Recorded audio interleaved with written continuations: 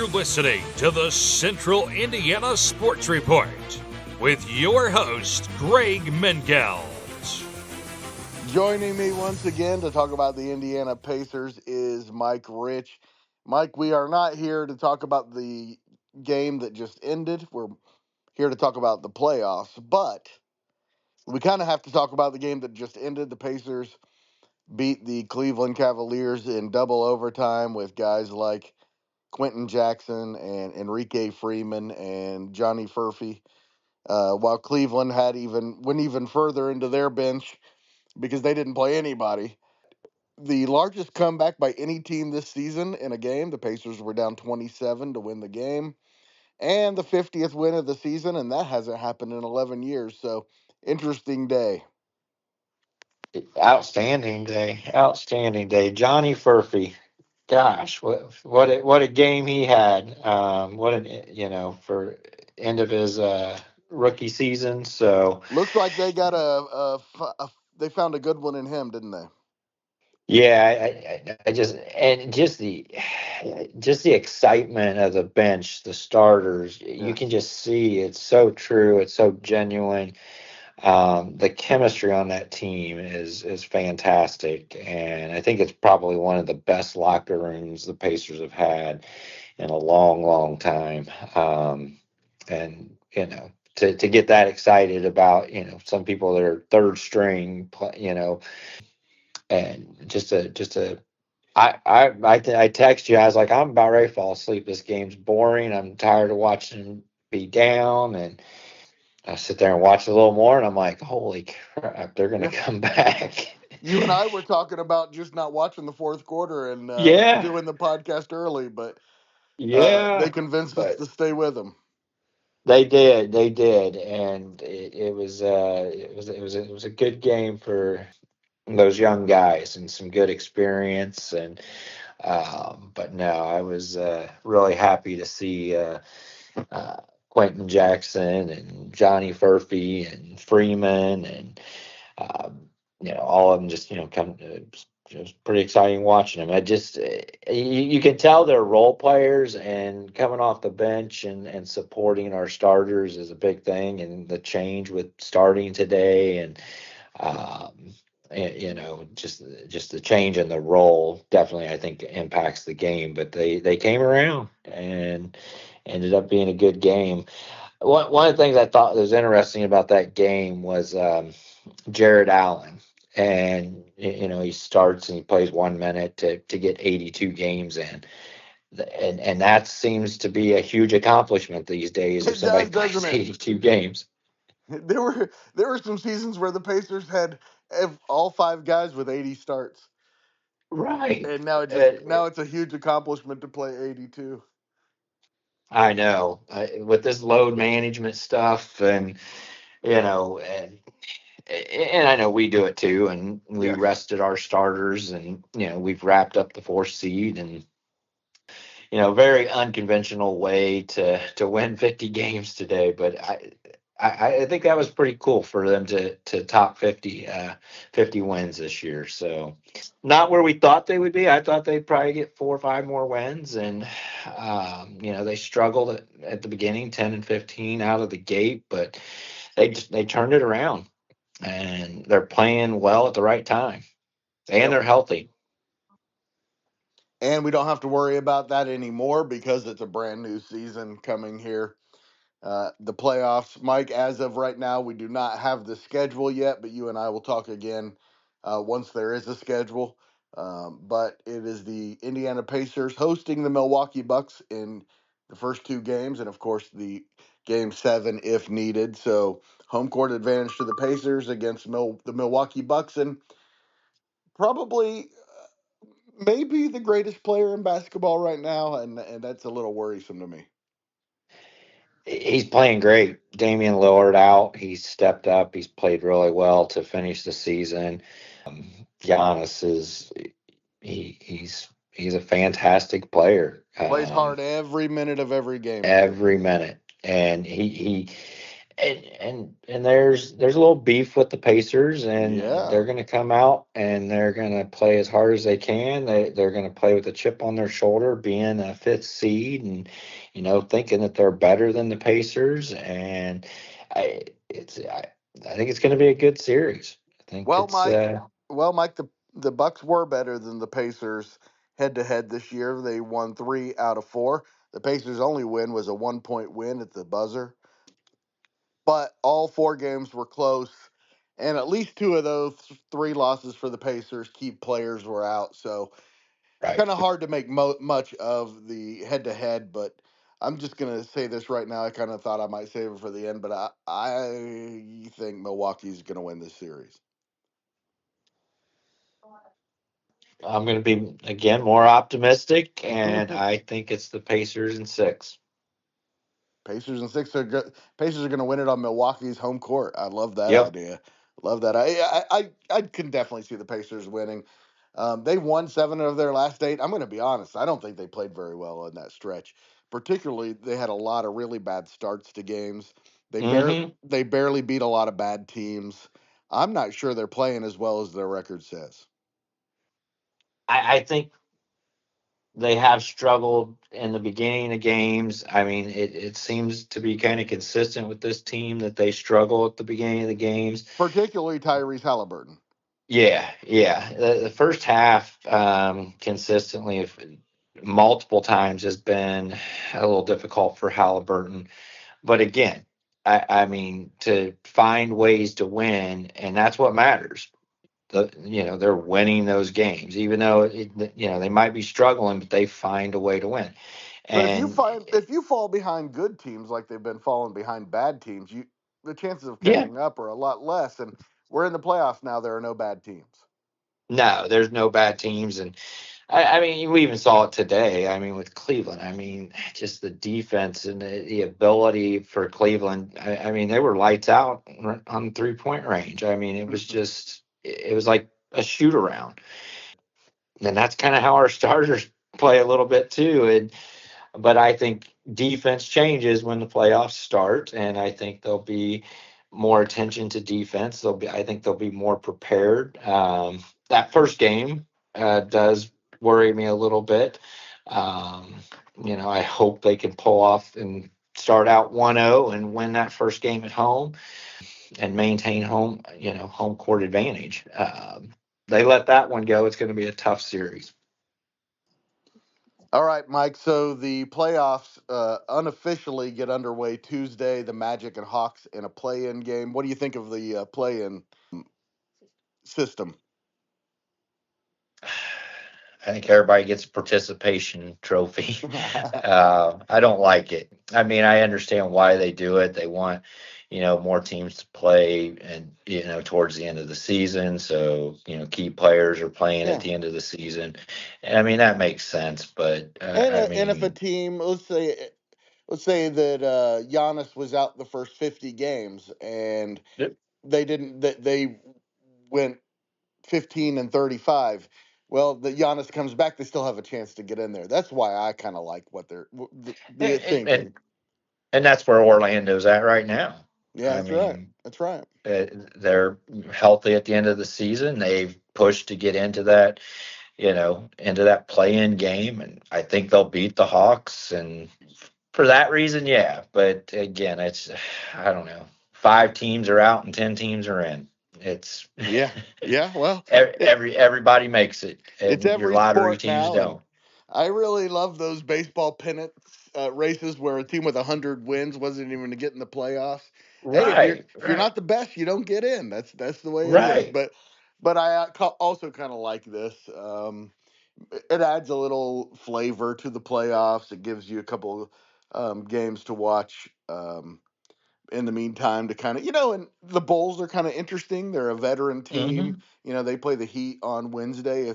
If they sneak in, could they give Boston or Cleveland a little trouble? Probably not, but you never know. So they're a little bit interesting.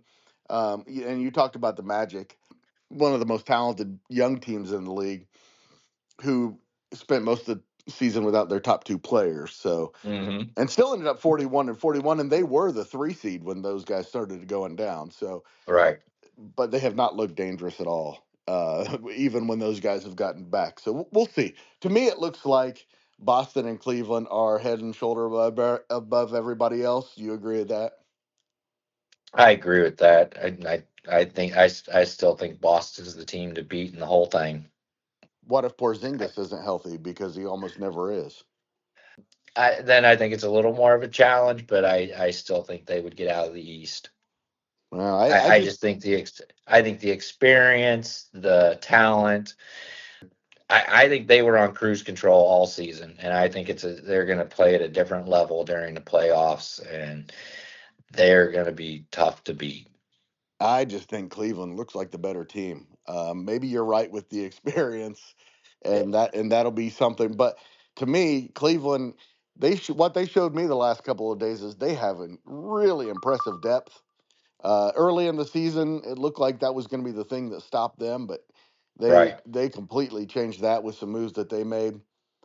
Inside, if Boston doesn't have Porzingis, even if they do have Porzingis, Jared Allen and Evan Mobley, those guys, that seems like a mismatch to me.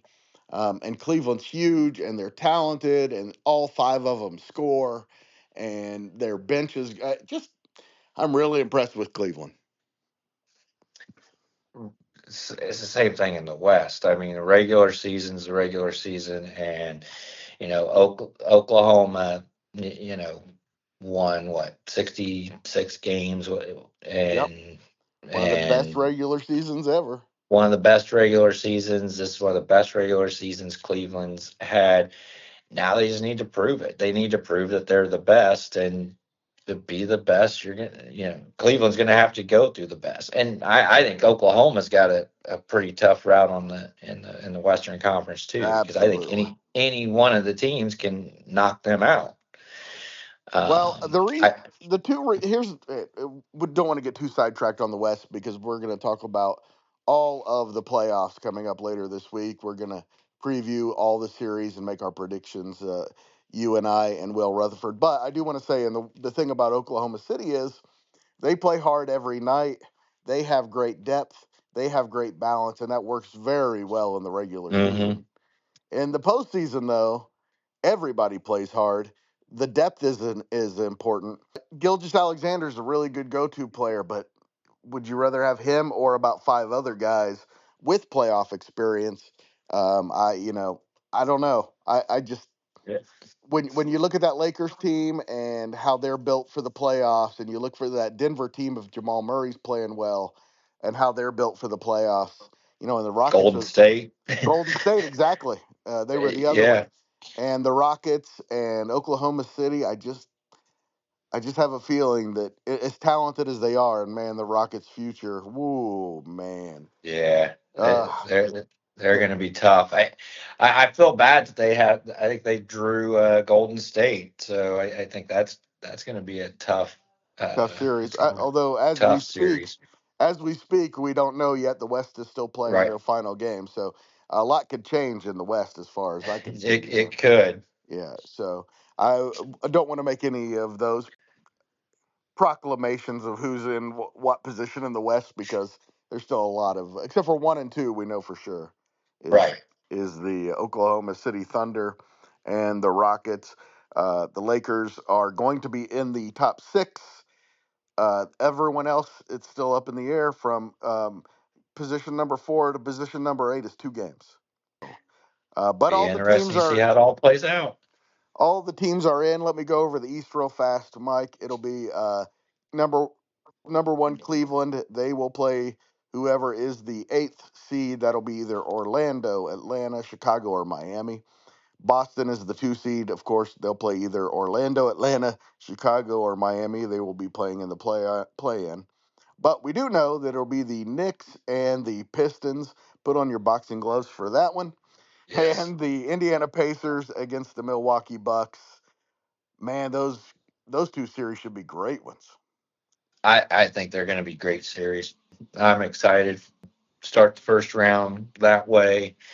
I really think that the Pacers can play Milwaukee well. I think they have a really good chance to advance. If they get out of the first round, that's a successful season this year with what they would have next, because second round would be Cleveland, and And you I'd know like to see how they would do against Cleveland. I wouldn't like their chances in that series, but no. just if they could push it far and prove that they belong in that category with Boston and Cleveland, next year could be that year. I hope so. But It's all setting up to be next year. All next year. all setting up for next year for the Pacers to be in the finals, huh? Well, I like their chances with Jarris Walker, another year older, Nimhard another year older and stronger, Neesmith another year older and stronger. All these guys are still going from boys to men. Right. They're still Oh growing yeah. from boys to men. A lot of these guys aren't. That's part of why they have so many defensive problems. Mm-hmm. Is they've got a lot of guys who, in NBA years, it's usually 28 to 31, somewhere in there when you get your grown man strength and you become the elite defender that most guys, and so um, there's awful lot of promise. I don't think Miles Turner will be around, and I think that might be a good thing. Yeah, that could open up some opportunities.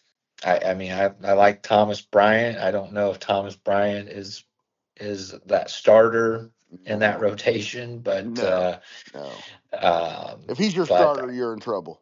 yeah. As much as I love So him, I would love to see something happen in the off season where they get a strong big man in the middle, but who's that going to be? hopefully it's Isaiah Jackson, but it's starting to look more and more doubtful that that's who it is. Yeah. Yeah. Unfortunately, because he looked really good to start this season. He and did. He and did. and his skill set would fit the starting lineup so well because all he does is rebound and run the floor and play defense. He doesn't need to have the ball, but if he has the ball, he's not incompetent. So that's Right. whereas Miles Turner is taking a lot of shots from the perimeter. Nothing is happening inside when that happens, and I think Jackson, his someone of his style Mm-hmm. would fit better next to Siakam. But and I don't think they're going to be able to afford. They're definitely not going to be able to afford Turner and Obi Toppin. And I think Toppin's become a really valuable part of that bench. Oh, I agree. I think other than McConnell, I think Toppin and Mather have both had really good seasons. But Great bench yeah, season. I don't think you can let Toppin go. I No, would he's going to agree. be much cheaper than Turner as well. So I mean, if they were both the same, you stick with Turner. But really, to me, it's what you need to move on Miles Turner from. And nothing against him because he's very valuable for what he does. Mm-hmm. But they need a guy who runs the floor and plays defense and rebounds Right. at that position. I think that is the biggest weakness is that inside presence and defense, and I mean they just Rebounding get in particular. rebounding in particular. Yeah, the defensive rebounding is just sometimes atrocious, Mm, and that just shouldn't happen. But when you're only playing, from 3 point line to 3 point line, that's right. and it's yeah. And Miles Turner hit some really fantastic shots. The center getting 5, 6 threes a game. I honestly rather have him down low, rebounding. He blocked, and he's a good defender when he's down low. Yeah, Uh, he's a good shot blocker. He's an yes, average defensive player. yeah, yeah. Pretty slow foot speed sometimes. He gets beat a lot, but at least average defender. Right, But I and think Isaiah Jackson is a more dynamic defender for sure. And Jarris Walker is going to be that guy. he has some good vision offensively too. He made a heck of a pass. I think it Ooh, was in the third quarter he is a to spectacular passer. Jackson, and I was just like, how did that ball get there? Yeah. Um, Are we but to the yeah, point where they just have to play him, Mike, even if it costs them, with I his think so. inexperience? Look at the way we began our season this year. I mean, why not let him go the first 25 games and play him? Didn't make sense to And me. I mean, start out 10 and 15. I mean, and if we can come back from that and I think we have the fourth best record in the NBA after that start. So I I, have a I mean, feeling he's going to be the guy on the outside of the rotation in the playoffs. But man, he has been awfully good, and he gives them an element to the game that they quite frankly don't have, and that's a guy who can be a difference maker defensively on the ball, guarding their best player, and off the ball, getting his hands on balls, getting in lanes. He's got mhm. really good instincts for that, and I think he's got to play. Yeah, yeah, I think he does too. And um, what's next year? His third year. He's That's 20. He's 20 years old. Johnny Furphy's 20 years old. It might just those guys might be ready. Well, I think Walker's got to be next year, if not in the yeah. starting lineup, at least six man. And Furphy's a couple of years away from being a big time role player. And I think I was impressed with his game today.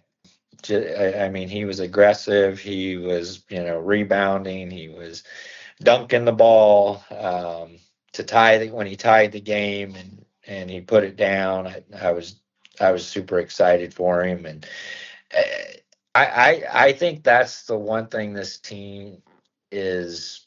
They're just so solid with their chemistry and how much they pull for each for other, sure. and I think that builds confidence. I think that will take them.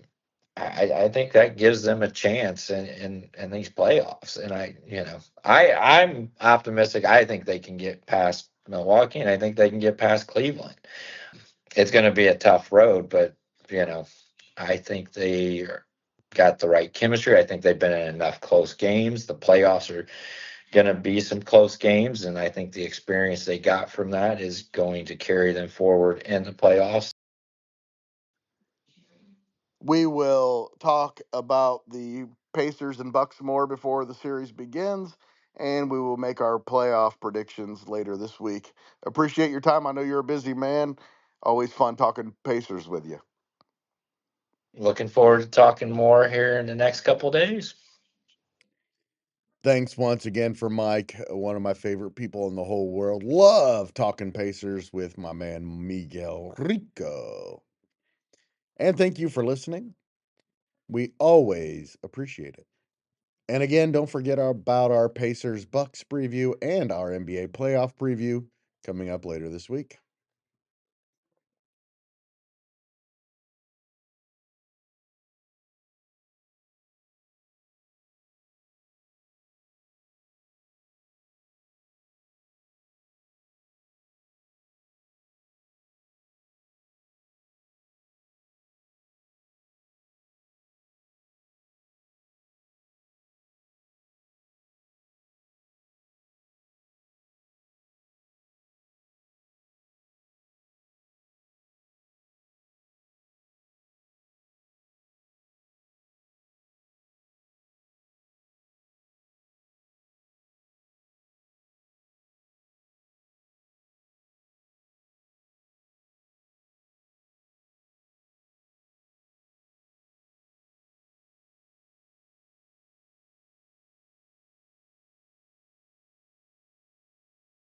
Central Indiana Sports Report is a product of IDG Media. And I love Susie.